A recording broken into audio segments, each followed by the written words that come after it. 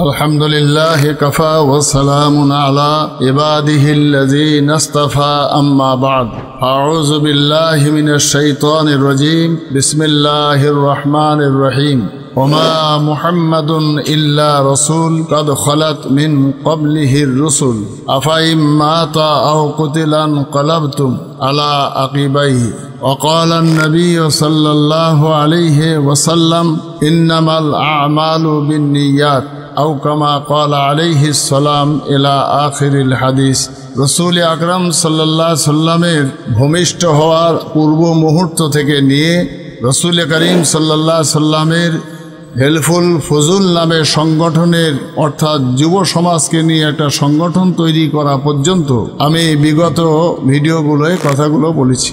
এখন রসুল আকরাম সাল্লাল্লাহু আলাইহি সাল্লামের যখন জওয়ান এবং যুবক বয়স, রসুলের চাচা আবু তালেব তখন হযরত মুহাম্মদ সাল্লাল্লাহু আলাইহি সাল্লামের একটা কাজের সন্ধান করতে চাইছিলেন, যে ছেলে যুবক, ছেলে বড় হয়েছে, তাই সেই ভাইপোর কাজের জন্যে আবু তালেব তার নির্দিষ্ট জায়গা খুঁজছিলেন। একজন এসে রসুল পাক সাল্লাল্লাহু আলাইহি সাল্লামের কাজের সন্ধান দিলেন। তো দেওয়ার পরে আবু তালেবকে নিয়ে রসুল আকরাম সাল্লাল্লাহু আলাইহি সাল্লাম মা খাদিজাতুল কুবরার বাড়িতে উপস্থিত হলেন। খাদিজার অনেক কাজ কারবার ব্যবসা, তাই খাদিজার অনেক মানুষজন কাজকর্ম করে তার আন্ডারে। খাদিজা একটা শিক্ষিতা সম্ভ্রান্ত পরিবারের মেয়ে।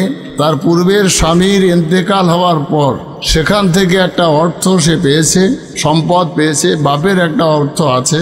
সব মিলিয়ে খাদিজার যখন অর্থবিত্ত ব্যবসা, সেই ব্যবসার কাজের জন্য যখন নিয়ে গেলেন, খাদিজা কাজের সম্মতি দিলেন এবং হযরত মুহাম্মদ সাল্লাল্লাহু আলাইহি সাল্লামকে দেখে খাদিজার মনের ভিতরে একটা কথা বারবার জিজ্ঞাসা করছে যে আমি তৌরাত শরীফ, ইনজিল শরীফে যেটা পড়েছিলাম সেই কথাগুলোর সঙ্গে যেন বিশ্বনবীর মুখশ্রী, তার চেহারা, তার আখলাক, তার স্বভাব, এসবগুলো যেন সেই খাদিজার চোখের সামনে ভেসে আসছে।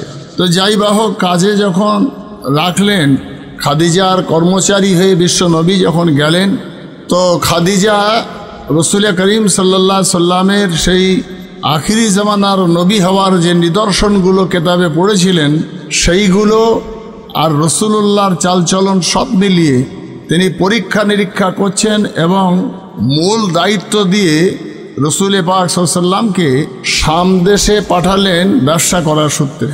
হুজুরের তখন বয়স 25 বছর, নবী তখন সম্পূর্ণ যুবক। তো সঙ্গে আছেন পুরানো কর্মচারী মায়েসারা। রসুল করিম সাল্লাল্লাহু আলাইহি সাল্লাম এবং মায়েসারা দুইজন ক্লান্ত শ্রান্ত শরীরে মায়েসারাকে একটা গাছের নিচে গাঁঠরিটা রেখে, কাপড়ের গাঁঠরি রেখে বললেন যে মায়েসারা তুমি একটু খেয়াল রেখো, আমি একটু ঘুমোই, বিশ্রাম করি। হুজুর যেন তন্দ্রাচ্ছন্ন হয়ে পড়লেন। তো যখন ঘুমিয়ে পড়লেন, মায়েসারা তখন জেগে আছে। এমন সময় দুইজন ঈসাই ধর্মের পুরোহিত তারা সেখান থেকে যাওয়ার সময় মায়েসারাকে জিজ্ঞাসা করলো, তোমরা কোথা থেকে এসছো? এই ছেলেটা ঘুমোচ্ছে, ছেলেটার নাম কি? তো মায়েসারা বলল, এ কোরেশ বংশের ছেলে, এর বাপের নাম আব্দুল্লাহ, এ এতিম, এর মাও মারা গেছে, এর মার নাম ছিল আমেনা। তো বলার পরে ওই দুইজন পুরোহিত বলল মায়েসারাকে যে যত তাড়াতাড়ি পারো একে নিয়ে চলে যাও, এর অনেক শত্রু এই দেশে, এই যুবক ছেলেকে এখানে তুমি আর রেখো না, দ্রুত বাড়ি চলে যাও। এবং বলল এটা যে এই ছেলেটাই একদিন প্রকাশ পাবে যে আখিরি জামানার নবী হিসাবে। যদি আমরা বেঁচে থাকি এবং এর সঙ্গে সেই সময় সাক্ষাৎ করতে পারি, তাহলে আমরা এই যুবক ছেলে যখন নবুয়াত প্রাপ্ত হবে, এর হাতে হাত দিয়ে কলেমা পড়ে মুসলমান হয়ে যাব। যাই হোক, এই কথাগুলো শুনবার পরে মায়েসারা দ্রুত বিশ্ব নবীকে নিয়ে বাড়ি আসলেন। মা খাদিজাতুল কুবরা জিজ্ঞাসা করলেন মায়েসারাকে যে কি ব্যাপার এত দ্রুত চলে আসা এবং মোহাম্মদের চালচলন, আখলাক নিয়ে কথা বলা। এসব বলার পরে মায়েসারা বলল যে মোহাম্মদ যখন আমার সঙ্গে, তখন আসমানের মেঘ এসে মোহাম্মদকে ছায়া করত। সমস্ত রাস্তার ভিতরে কথা কম বলেছে এবং সত্যবাদী ছাড়া একটা কথা এর ভিতরে মিথ্যা আমি পাইনি, এবং এর সততা দেখে ব্যবসায় দ্বিগুণ লাভ হয়েছে। এবং সর্বোপরি দুইজন পুরোহিত ভবিষ্যৎবাণী করে বললেন, এর অনেক শত্রু শাম সিরিয়ায়, তুমি তাড়াতাড়ি একে বাড়ি নিয়ে যাও, এবং এর বাপের নাম মোহাম্মদ, এর মায়ের নাম আমেনা।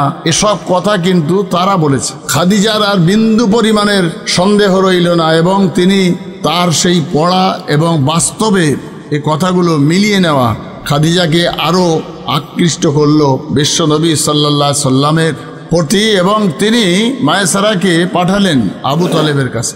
আবু তালেব বিশ্বনবীর চাচা, যেহেতু লালন পালন করেছে, বাপের বাপ, চাচা চাচা, দাদুর দাদু, মায়ের মা, তাই আবু তালেবের কাছে এই প্রস্তাবটা দিলেন যে আপনার ভাইপো তো বড় হয়েছে, আপনার ভাইপো তো রোজগার করতে শিখেছে, একটা চাকরি করে, তো ভাতিজাকে কি বিয়ে দেবেন?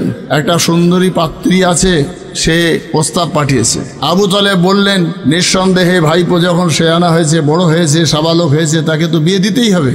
তো পাত্রীটা কোথায়? তো মা খাদিজার কথা বলার পরে আবু তালেব তো অবাক হয়ে গেল যে এটা কি সম্ভব। একদিকে বয়সটা তার 40, একদিকে সে বিরাট ধনী এবং বিরাট অর্থবিত্ত, আল্লাহ তার আয়েশ আরামের জীবন, তারপরেও আবু তালেবের সম্মতিতে, সংক্ষেপ কথায় বলছি, হযরত মা খাদিজাতুল কুবরার সঙ্গে রাসূল করিম সাল্লাল্লাহু আলাইহি সাল্লামের বিবাহ সম্পন্ন হলো। বয়স তখন 25, মা খাদিজার বয়স 40। বিবাহ সম্পন্ন হওয়ার পর বাসর ঘরেতে বিশ্বনবী সাল্লাল্লাহু আলাইহি সাল্লাম খাটে বসে ঝরঝর করে কাঁদছেন।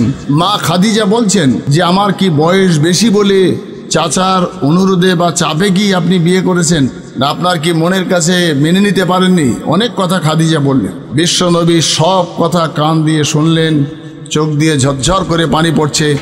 বিশ্বনবী সাল্লাল্লাহু আলাইহি সাল্লাম বললেন, খাদিজা, আসলে বয়স কম বেশির প্রশ্ন নয়, আসলে আমি তোমার চাহিদা পূরণ করতে পারবো কিনা জানি না। তোমার যে অর্থ বিত্ত আয়েশ আরামের জীবনযাপন, আমি তো সীমিত রোজগার করি।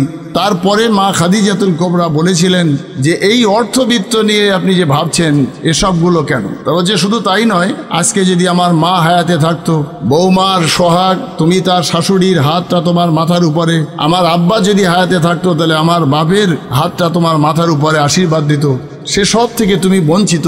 আজকে আমি মা হারা, বাপ হারা, এতিম ছেলে, তুমি না পেলে শাশুড়ি, না পেলে শ্বশুর, না পেলে বিরাট অর্থবিত্তওয়ালা একজন স্বামী। তাই তোমার এই বাসরের দিনেও আমি তোমাকে একটা উপঢৌকন দিয়ে তোমার ঘরেতে আসতে পারিনি। তাই আমি ভাবছি যে তোমার এই আয়েশ আরামের জীবনযাপনের আমি চাহিদা পূরণ করতে পারবো কি করে। মা খাদিজাতুল কুবরা বলেছিলেন যে ইয়া রাসূলুল্লাহ, ইয়া হাবিব আল্লাহ, আমার স্বামী, আমি আপনাকে বলছি যে আপনি আজকে যে গরিব, অসহায়, দুর্বল ভাবছেন, আমি খাদিজা আমার স্থাবর অস্থাবর সহায় সম্পত্তি যা কিছু আছে আমি সবটাই আপনাকে দিয়ে দিলাম, এবং আজকে আমি আপনার জায়গায় চলে আসলাম, অর্থাৎ আমি আজ থেকে অসহায় হয়ে গেলাম, সমস্ত সম্পদের মালিক আমি আপনাকে বানিয়ে দিলাম। আর তো কষ্ট নেই। বিশ্ব নবী বলছেন, খাদিজা তুমি জানো আমি এসব তো বাস্তুহারাদের বাস্তু করে দিতে, এসব তো আমি গরিব অসহায় মানুষদের দুঃখ দুর্দশা বিপদে আপদে দিতে, সব সহায় সম্পত্তি একদিন নিঃস্ব হয়ে যাব, আবার তুমি সেই গরিবী জীবন যাপন আসবে, তুমি কি এটা মেনে নিতে পারবে? মা খাদিজাতুল কুবরা বলেছিলেন, ইয়া রাসূল আল্লাহ, ইয়া হাবিব আল্লাহ, আয় আমার স্বামী, আমি আপনাকে বলছি যেদিনে আমার মৃত্যু হবে, নিঃসন্দেহে আমার যখন বয়স বেশি, আপনার বয়স কম, মৃত্যু হয়তো আমারই আগে হবে, তো আমার যদি মৃত্যু হয় আমি আপনাকে বলে রাখলাম, সেদিনে আপনার কাফন কিনে দেওয়ার অর্থও যদি আপনার কাছে না থাকে, আমি খাদিজা আপনার ব্যবহৃত জুব্বা, জামা কাপড় গায়ে দিয়ে কাফন করে আমাকে কবরস্থ করবেন, আমি তাতেই সন্তুষ্ট। তাই বিশ্বনবী সাল্লাল্লাহু আলাইহি সাল্লাম মা খাদিজার এই বচন শুনে, মা খাদিজার এই কথা শুনে হুজুর আশ্বস্ত হলেন, এবং খাদিজা বলেছিলেন যে আমার স্বামী, আপনি জানেন আমি তৌরাত, জবুর, ইনজিলে যে কথাগুলো পড়েছিলাম সেটা ওই পুরোহিত এবং মাইসারার কাছ থেকে শোনার পরে আমি শিওর যে আপনি আখেরি জামানার নবী, তাই আপনার মতো একজন নবীর সহধর্মণী হতে পেরে আমি আমাকে ধন্য বলে মনে করছি। তাই সব বিলীন করে দিলেও আমি আমার কাছে বিরাট ধনী যে আমি ইহকাল পরকালের কান্ডারি, দোজাহানের বাদশার অর্ধঙ্গিনী, এটাই আমার সব থেকে বড় পরিচয়। মহান আল্লাহ খাদিজার এই ত্যাগ, খাদিজার এই সহানুভূতি, ভালোবাসা এবং বিশ্বনবী সাল্লাল্লাহু আলাইহি সাল্লামকে সম্মানসূচকভাবে যেভাবে সব কিছু উজাড় করে দিয়ে গরিব দুস্থ অসহায় মানুষের জন্য দানের হাত প্রশস্ত করে রাসূলুল্লাহ সাল্লাল্লাহু আলাইহি সাল্লামের সঙ্গী হয়ে, তার ছায়া সঙ্গী হয়ে যতদিন হায়াতে ছিলেন, তার সেই হায়াতে তৈয়বা আল্লাহ তাআলা মা খাদিজার এই দান এবং ভালোবাসাকে কবুল করে